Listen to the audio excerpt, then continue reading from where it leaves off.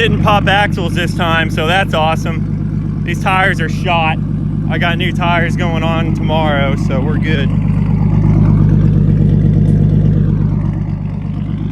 So obviously, I have new tires. People are asking for burnouts and stuff, and I never do them because I really don't have a lot of money, so I can't just be blowing through tires. But since I had these lined up and mine were shot, I figured I'd go ahead and do one. I got the rears on each side here. So I did some Bridgestones, and I went with 285, 35, 18 for the back.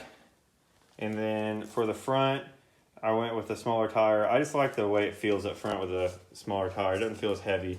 And plus, the main reason is I don't have flares up front. It's stock body. So I went with 235, 40, 18s.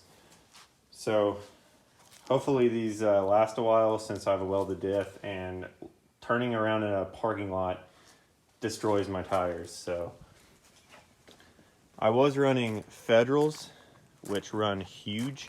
I had 275s on the back, and they were massive. They were more like 285s for sure. But they're clapped. They're showing wire. I don't know why. So hopefully I'll be able to tuck the 285 Bridgestones. I shouldn't have an issue with it. And I love how my car is 5 colors of hell rot. Short video today. Just wanted to post a burnout because people are asking, and I'm getting new tires put on in 2 days, and then I can finally actually drive the car without feeling like I'm in a wreck.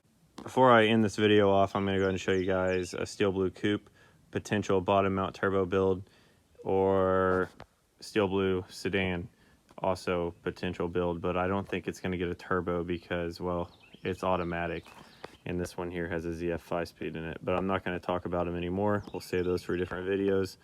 And I don't have a lot of money, so don't expect this next week.